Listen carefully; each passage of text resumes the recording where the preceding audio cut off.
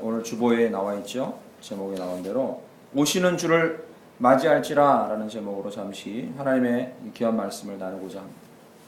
누가복음은 10장 이후로부터 꽤 긴 장에 걸쳐서 제자도에 대해서 가르쳐 주십니다. 그래서 신학자들과 목사들, 성경을 오래 연구하신 분들이 누가복음만큼 제자도에 대해서 이렇게 잘 쓴 책이 없다 얘기합니다. 그도 그럴 것이 누가는 이 의사였죠. 세밀하고 상세하고 예수님의 그 의도와 눈빛과 제자들의 반응과 주변 사람들의 반응을 놓치는 법이 없었던 사람이라 그래서 상세하게 쓰는 터라 이 제자도의 세심한 부분까지 자세하게 기록할 수 있었습니다. 오늘 본문 말씀은 이 제자도의 한 부분을 얘기하는데 그런데 아주 그 중에 중요한 부분입니다. 제자도는 이론과 그리고 논리적이고 과거와 미래에 묶인 것이 아니라 바로 현재 지금 사는 우리들에게 관련된 것이다. 지금에 관련된 것이다라는 것을 또 강조해 주고 있습니다. 이 시대와 민족과 문명들은 그때그때마다 항상 누구를 기대하냐면 이 시대적 영웅을 기대합니다. 맞죠, 그죠? 예. 지금도 이제 총선 다가오고 대선 얼마 남지 않았는데 사람들이 입을 모아하는 얘기가 뽑을 사람이 없다. 누구 감을 뽑을 사람이 없다. 이런 얘기들 많이 합니다. 그죠? 여러분도 많이 들어보셨을 겁니다. 걸출한 이 위인이나 또는 시대를 헤쳐나갈 사람이 탄생하는 건, 태어나는 건 자주 있는 일이 아닙니다. 그래서 모든 문명이나 민족마다 시대를 구할 어떤 사람이 나오기를 원하고 있는 간절한 바람이죠. 예수님도요, 그렇게 보면 이스라엘 백성들에게는 아주 오랫동안 예언되어 왔던 시대를 구할 영웅이었습니다. 여러분과 저는 아시잖아요. 그죠? 예수님에 대해서 구약에 예언된 것이 누구로 예언됐냐면 민족을 구원할 자. 예수라는 말이 누굽니까? 구원자라는 뜻이잖아요. 우리의 민족을 구원할 자가 우리가 압제당하던 시대에 나타날 것인데 그를 간절히 기대해 온 거죠. 예수님 시대에. 마치 저희들이 이 시대를 이 어려운 난국에서 헤쳐나갈 누군가를 기대하고 있는 것처럼 기대한 거죠. 실은 이 예수님께서는 그 모든 기대를 한 방에 해결할 만한 위대하신 분이었던 게 사실입니다. 그리고 그 사실은 예수님이 십자가를 지시고 구원을 모두 이루신 이후에 그 이후에 예수님을 믿게 된 저희들에게는 밝히 드러나서 한 점 의혹도 없이 알게 된 거죠. 예수님은 그만한 비교할 만한 존재가 없는 영웅이었고 아니요, 영웅이 아니라 신이셨죠. 첫 번째 그는 창조주였습니다. 요한복음 1장 1절 말씀에 보면 말씀이 함께 계셨어요. 하나님과. 그 말씀이 창조에 적극적으로 개입하셨는데 그 말씀이 누굽니까? 예수 그리스도시죠. 그래서 예수님은 누구냐면 창조주셨죠. 할렐루야. 창조주셨죠. 예수님은 또 누구였냐면 오늘 본문 말씀 32절에 보시죠. 32절. 이르시되 너희는 가서 저 여호에게 이르되 오늘과 내일은 내가 귀신을 쫓아내며 병을 고치다가 제3일에는 완전하여지리라 하라 이렇게 써 있습니다. 이건 무슨 사건에 대한 비유예요. 무슨 사건의 비유냐면 이 제3일에는 완전하여지리라 했지 않습니까? 예수님이 십자가에 돌아가시고 3일날 부활하시고 3일째 되는 날 그리고 세상의 통치자로 다시 구원을 완성하신 사건을 일컫는 것입니다. 예수님은 창조자이셨을 뿐만 아니라 예수님은 구원을 완성하신 분입니다. 할렐루야. 아멘. 모든 사람이 기다리던 과거와 미래와 현재의 모든 사람이 기다리던 그 영웅이셨던 거죠. 구원을 완성하신 분, 창조자. 그뿐만이 아닙니다. 오늘 35절 말씀 끝부분에 보시죠. 35절 끝에 보면 중간 이후 너희가 주의 이름으로 오시는 이를 찬송하리로다 했습니다. 오시는 이 무엇을 말합니까? 예수님은 그뿐만 아니라요. 미래에 다시 재림하셔서 이 세상의 악한 자들과 선한 자를 구별하시고 그리고 완전한 왕국을 완성하실 심판자로 오실 분이라는 거죠. 여러분, 이보다 더 완벽하신 영웅이 어디 있겠습니까? 그죠? 저와 삶 가운데 온리 지저스 오직 예수 그리스도만이 창조주 되시고 구원의 완성자 되시며 또한 심판하실 이 땅을 온전하게 심판하시고 영원한 나라를 세우실 분으로 여러분 분명히 믿으시고 일생 동안 붙드시는 저와 여러분들에게 간절히 축원합니다. 아멘.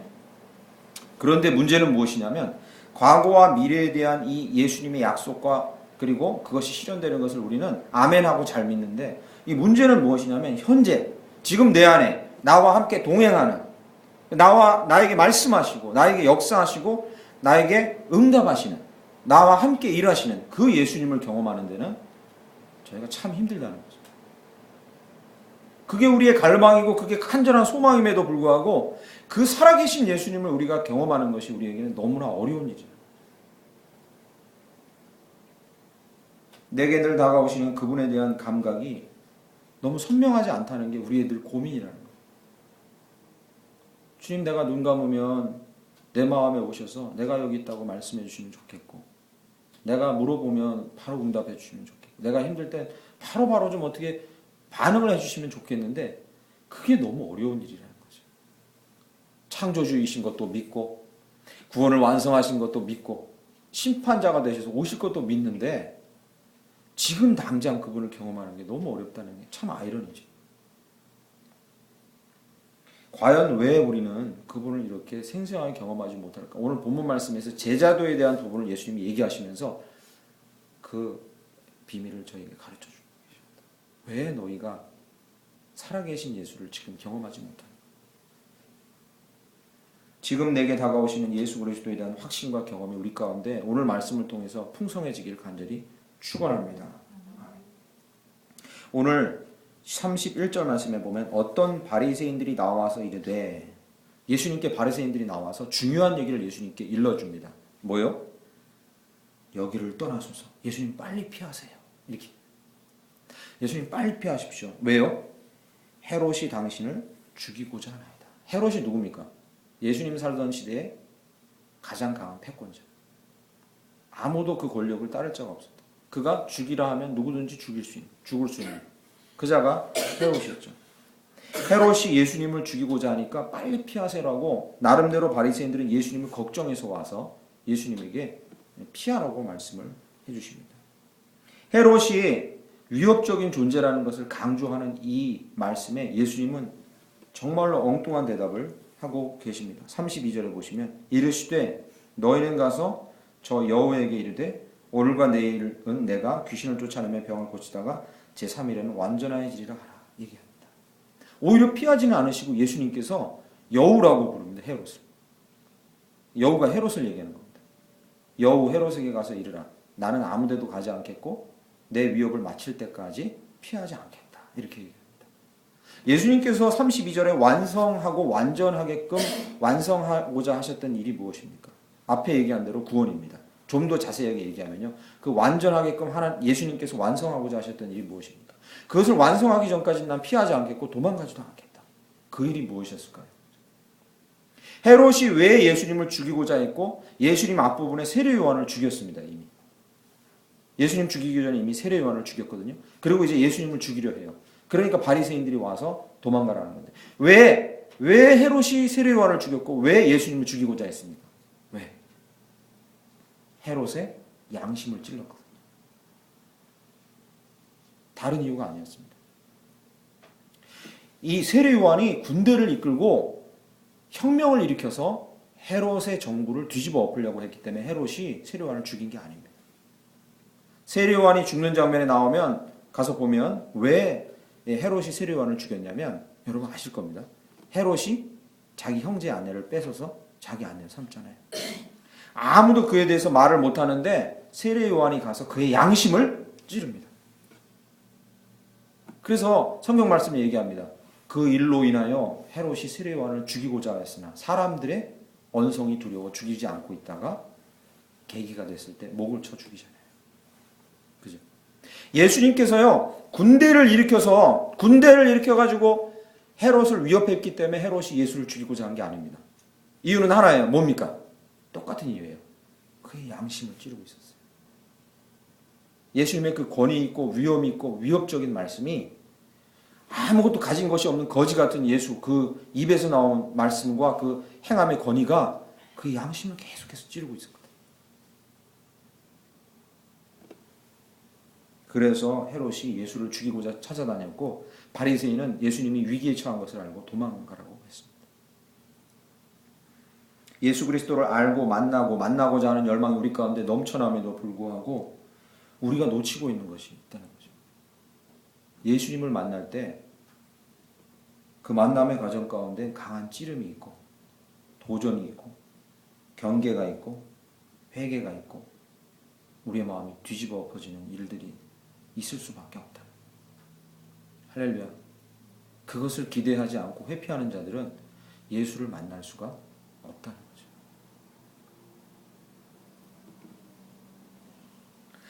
지난 주간부터 이어진 제자도에 대한 예수 그리스도의 말씀 중에 제일 혁명적인 말씀이 뭐였냐면 이겁니다. 예수님이 제자들에게 내가 이 땅에 불을 던지러 왔다. 기억하실 겁니다. 누가복음 읽어보시면 예수님이 말씀하세요. 내가 이 땅에 불을 던지러 왔다. 그 불이 뭡니까? 확 싸질러서 다 없애버리겠다. 그런 말이 아니죠. 내가 너희 마음 가운데 이대로 살면 안 되겠다는 답답함이나 회개하고 이대로 살면 죽겠다는 마음, 도저히 이렇게 살아서는 안 되겠다는 마음, 나는 회개하고 돌이켜야겠다는 마음, 나는 자백해야겠다는 마음, 이 마음을 내가 너희 마음 가운데 던지러 왔다는 겁니다. 다른 말로 바꿔 얘기하면 뭡니까? 예수님은 계속해서 아무렇지도 않은 것 같이 살아가는 우리의 마음을 계속 찌르러 오셨다. 도전을 주러 오셨다. 또 예수님께서는 얘기합니다. 한 가족 안에도 한 가족이라 할지라도 그 가족 안에 분쟁을 일으키러 왔다. 집안을 다 박살내려는 얘기가 아닙니다. 이 얘기. 무슨 얘기입니까?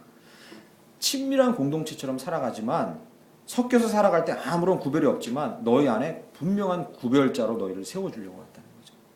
믿는 자들은 뭔가 그 안에 일어나는 뜨거운 불이랑 타는 마음 때문에 예수님을 향한 열망 때문에 자기가 이래서는 안 되겠다는 마음 때문에 구별될 수밖에 없는 자가 될 수밖에 없다. 그 말씀을 하고 계십니다.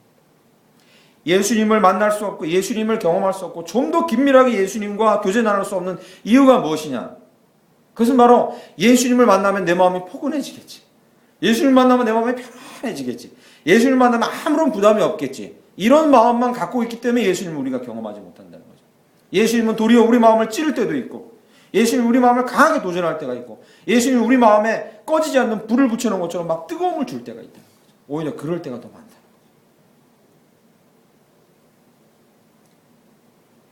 그래서 예수님께서 32절과 33절 말씀 해주시는 겁니다.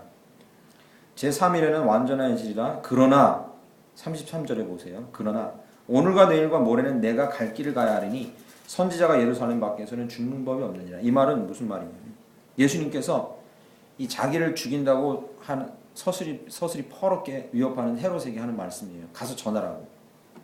내가 사람들의 마음에 불을 던지고 회개케 하고 그들의 마음을 찔러서 돌아오게 하는 일, 그 일을 완성할 때까지 나는 네 위협에 까딱도 하지 않겠다. 예수님 이 땅에 오셔서 하고자 하시는 제일 중요한 일이 그거라는 거죠. 사람들을 찔러 돌아오게 하는. 이것은 불신자에게만 하는 얘기가 아닙니다.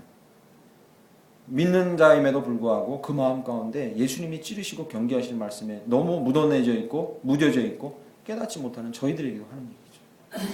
예수님을 만나면 그가 우리를 찌르고 계심을 우리가 받아들여야 합니다.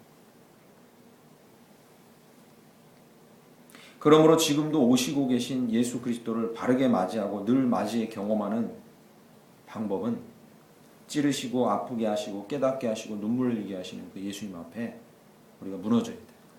눈물 흘리고 찌르시면 고백하고 자백하고 그리고 그 앞에 엎드릴 때 예수님께서 우리 마음 가운데 생생하게 말씀하시고 위로하시고 치유하시고 새롭게 하실 줄 믿습니다. 2000년도 들어와서요 한국교회 가장 슬픈 일이 고 오카는 목사님께서 소천하셨다는 거죠. 참 안타까운 일입니다. 그가 사랑의 교회라는 엄청난 교회를 일궈놓으셨다는 것이 중요한 것이 아니라 저는 오카는 목사님의 대단함을 어디서 보았냐면 그분이 돌아가시기 얼마 전에 한국교회 부흥과 회개를 위한 운동이 있었습니다. 서울에서 엄청난 사람들이 모임을 가졌거든요. 저는 그분이 이루는 업적과 큰 교회가 그렇게 부럽진 않은데 이분이 참 대단한 분인 거예요. 이 많은 한국교회 목회자 있는 성도들이 존경할 만한 분이구나라는 사실을 깨달은 게 그 집회 현장에서 이 메인 설교를 하는 설교자로 섰었습니다. 그때 오카노 목사님이 계속해서 강조했던 게 뭐냐면 이겁니다. 여러분 정신 차리세요. 여러분 그렇게 하면 안 됩니다라는 게 아니었습니다. 내가 죄인입니다.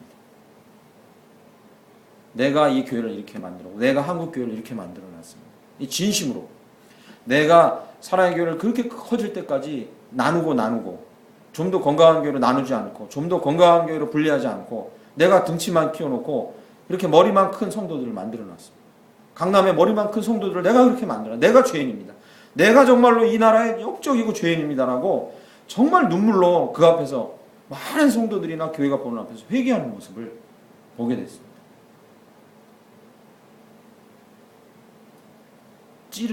예수님의 찌름이 있을 때 그 찌름에 대한 솔직한 반응은 이렇게밖에 나올 수 없는 거죠.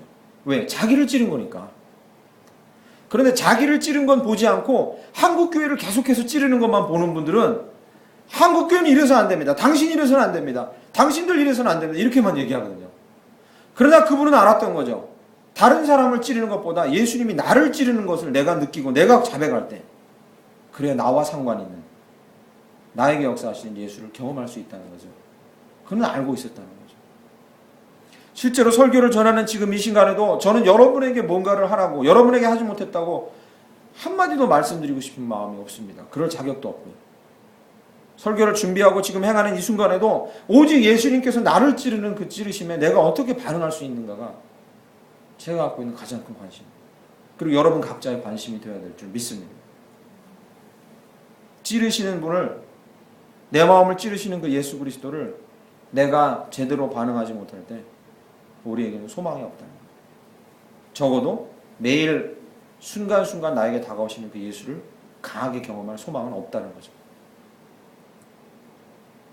이런 바람이 계속 이어져서 그 오카노 목사님이 소천하신 이후에 지금 생존해 계시는 우리나라의 그 복음주의 3대 거인 중에 한 명이라는 홍정길 목사님이 오카노 목사님이 소천하신 이후에 동일한 자백을 하면서 교회 앞에 회개를 하는 장면이 또 벌어졌었습니다.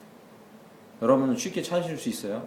홈페이지 인터넷 가보시면 홍정길 목사 이렇게 은퇴하셨죠. 우리나라의 복음주의 3명 중에 한 명이죠. 교회를 정말 크게 하셨고 크게 할 뿐만 아니라 장애인을 위한 전문교회를 오랫동안 하셨습니다. 대치동에서요. 그 도곡동 근처에서. 거긴 장애인들이 엄청 많이 와요. 장애인들을 위한 교회를 하셨는데 그렇게 좋은 일을 하시다가 은퇴하신 분이 이제는 뭐라고 고백하냐면 제가 죄인입니다. 목회를 했는데 돌아보니까 헛일한 거라고 자백합니다. 왜냐고 성도들이 물어보니까 기자들이 물어보니까 목회는 잘했는데 자녀들이 엉망이라는 거예요. 내가 내 자녀를 올바로 키우지 못했는데 내가 무슨 목회를 했다고 말할 수 있습니까? 라고 눈물로 교회 앞에 회개를 하더라고요. 그 모습을 보면서 제가 이 땅에 적어도 복음주의 3인이라는 또 한 명의 3인이 누구냐면 이동원 목사입니다. 생존해 계시죠? 그 중에 3분 중에 한 분만 돌아가신 거죠. 오카노 목사님만 돌아가셨죠. 이동원 목사님하고 홍정희 목사님 살아계시죠. 근데 이 두 분이 동일하게 하는 얘기가 내가 잘못했다. 내가 정말로 잘못한 부분이 많다. 이걸 이제 인정하는 거였어요. 이것은 너무나 중요한 일입니다. 이 한국교회 시사하는 점이 많습니다. 한국교회가 지금 너무 어렵다 하지만 그러나 저는 소망이 많다고 생각합니다. 왜냐하면 한국교회 원로이시고 자타가 공인하는 사람들이 예수 그리스도의 그 찌르심과 그 개인을 향한 그가 한 업적이 아니라 그 개인을 향한 예수 그리스도의 그 강력한 찌르심에 솔직하게 반응하고 계시다는 거죠. 그 후배 목사들에게 영향이 얼마나 크겠습니까? 그런 말들이 엄청난 영향을 미치죠. 성도들이 얼마나 영향이 크겠습니까? 예수님은 찌르십니다. 막연하게 와서 막연하게 편안하게만 대해주시는 게 아니라 우리를 불편하게도 하세요. 불을 던지러 왔다 하셨잖아요. 분쟁을 주러 왔다 하셨잖아요. 그때 우리 반응이 중요합니다. 주님, 용서하십시오. 우리의 눈물이 마르지 않고 우리가 바르게만 반응한다면 우리가 그 반응하는 순간에 예수의 그 놀라우신 치유와 회복과 넘치는 은혜를 우리가 힘입을 줄 믿습니다. 두 번째, 우리가 예수님을 제대로 늘 긴밀하게 경험하지 못하는 이유는 예수님의 실제와 역사에 대해서 나는 왜, 내게는 왜 말씀하시지 않고 잘 응답하시지 않냐고 말씀하시는 그 말씀에 예수님이 이렇게 반대의 말을 하십니다. 34절에요. 반응하십니다. 예루살렘아 예루살렘아 선지자들을 죽이고 내게 파송된 자들을 돌로 치는 자여 암탉이 제 새끼를 날개 아래 모음같이 내가 너희의 자녀를 모으려 한 일이 몇 번이냐 그러나 너희가 원하지 아니하였도다. 예수님 왜 내게 말씀하시지 않습니까? 하는데 예수님의 대답은 분명합니다. 하나님 그리고 나 예수 그리고 성령님은 한 번도 찾아오시는 걸 멈춘 적이 없다. 창조 때부터 너희들이 타락했을 때 구원한 이후에 나의 백성이 된 이후에 너희가 어떤 상황이 있든지 간에 나는 너를 계속해서 찾아갔지만 거절하는 것은 너희다라고 예수님이 분명히 못 박습니다. 너희가 거절하고 너희가 외면했기 때문이다. 나는 항상 너희 찾아갔고 너희의 마음을 두들겼고 품에 안으려고 했다. 여러분에게 질문합니다. 과연 여러분의 삶에는 그러십니까? 예수님이? 아닌 것 같은데요. 나에게는 그렇게 잘 찾아오지 않으세요. 그런 마음의 느낌이 드는 이유가 무엇인지, 왜 예수님이 나에게 찾아오는 걸 그렇게 느끼지 못하고 민감하게 느끼지 못하는지, 그 다음 구절 35절 초반부에 예수님은 그 대답을 알려주십니다. 잘 보세요. 예수님이 누가가 이 누가복음서를 쓰면서 기가 막히게 35절을 이어놓습니다. 보라, 너희 집이 황폐하여 버린 바 되리라. 거기에 단서가 있습니다. 잘 들어보세요. 아무도 더 이상 의지할 데 없이 다 날아가 버리고 집이 황폐해지기 전까지는 아직 아쉬운 게 없다고 생각해서, 아직 붙들 게 있다고 생각하는 한, 아직 완전히 황폐해지지 않았다고 생각하는 한 나를 붙들지 않을 것이다. 왜 이스라엘 백성들이 찾아오시는 하나님을 거절하고 그 품으시려는 하나님을 외면했습니까? 아직 자기들에게 믿을 게 있다고 생각해요. 아직 자기들에겐 군사력이 있다고 생각하고, 아직 자기들에겐 이집트가 괴롭히면 아람에 빌붙고, 아람에 괴롭히면 시리아에 빌붙고, 이런 식으로 아직 자기들은 의지할 때가 있다고 생각했던 거예요. 그런데 비로소 언제 그들이 하나님을 온전히 붙들고 회개하겠냐? 35절에 집이 황폐하게 졌을 때, 의지할 데가 아무것도 없어졌을 때. 왜 우리는 예수 그리스도를 더 긴밀하게 느끼지 못합니까? 스스로 할 만하다고 생각하고 있기 때문입니다. 우리는 부인하지만 우리 생각엔 그렇습니다. 맞습니다. 아직까지는 내가 할 만하다고 생각합니다. 왜 우리는 예수님을 그렇게 긴밀하게 만나지 못합니까? 나에게는 돕는 자들이 아직도 있다고 생각하기 때문에. 이건 여러분에게 강요하는 게 아닙니다. 여러분이 그냥 여러분 마음을 솔직하게 판단해 보십시오. 저는 그렇습니다. 믿을 구석이 있을 때, 하나님을 향한 전적인 의지와 하나님의 그 긴밀하심, 예수 그리스도의 긴밀한 찾아오심은 잘 느껴지지 않습니다. 아직 믿는 구석이 있다고 생각하기 때문입니다. 아직은 견딜만하고 그럭저럭 살만하다고 우리가 스스로 판단하기 때문입니다. 사랑하는 성도 여러분, 그러한 우리의 모습을 보고 하나님께서 이렇게 말씀하십니다. 내가 품고 모으고 내가 깨닫게 하려고 했지만 너희들이 아직까지는 살만하다 해서 나를 거절한 것이지 내가 너희를 찾아가지 않은 것이 아니라고 말씀하십니다. 35절에요. 그러면 어떻게 하면 우리가 찾아오시는 그 주님을 바르게 영접하고 경험할 수 있는가? 35절. 내가 너희에게 이르노니 너희가 주의 이름으로 오시는 이를 찬송하리로다 할 때까지는 나를 보지 못하리라 하시니라. 여기 오늘 말씀의 결론이 등장합니다. 언제 우리가 예수 그리스도를 긴밀하게 만나고 볼 수 있습니까? 나의 주인이여, 나의 주인이여. 예수 그리스도 당신은 나의 삶의 진정한 주인으로 모십니다라고 우리의 입과 삶을 통해 고백할 때만, 그때만 그분을 정말로 긴밀하게 느끼고 경험할 수 있다는 거죠. 이 말이 그 말입니다. 오시는 이를 찬송하리로다. 너희가 주의 이름으로 오시는 이를 찬송하리로다 할 때까지는 만날 수 없을 것이다. 주님이 나의 주인이십니다. 나의 삶의 모든 주인된 권리를 당신께 맡깁니다 라고 우리의 입과 삶으로 고백하기 전까지는 그를 긴밀하게 만날 수 없을 것이다. 내 몸과 내 마음과 내 삶과 내 계획과 내 소망과 나의 자질, 나의 은사, 내 시간, 나의 아이들, 나의 심지어 조국, 내 가진 모든 소유, 내 시간까지도 주님 당신이 그것의 주인입니다 라고 우리의 삶과 우리 입을 통해 고백하기 전까지는 우리가 예수님을 그렇게 긴밀하게 만날 수 없을 것이다 라고 얘기합니다. 사랑하는 성도 여러분, 주님의 주인 되심을 고백해서 우리 일생 동안 순간순간 주님을 긴밀하게 만나시고 찾아오시는 그 주님을 온전히 받아들이시고 맞아들이셔서 그 주님께서 우리의 삶에 이루시는 놀라운 일들을 풍성하게 경험하게 간절히 축원합니다. 너무 어려운 일이라고 여러분 마음 가운데 생각되십니까? 그럴 수 있습니다. 그러나 여러분 소망을 가지세요. 우리가 예수 그리스도의 우리 삶에 대한 우리의 생각과 우리의 시간 모든 것에 대한 주제권을 우리가 잊어버리고 살 때 우리에겐 소망이 있어요. 뭐가 있습니까? 성령께서 그것을 깨닫게 해주십니다.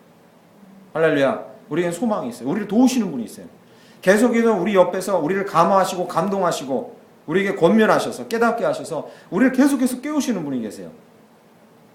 그분이 성령이시죠.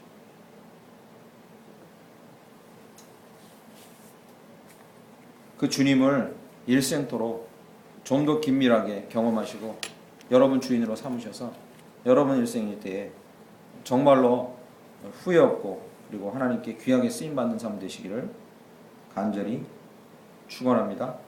아멘.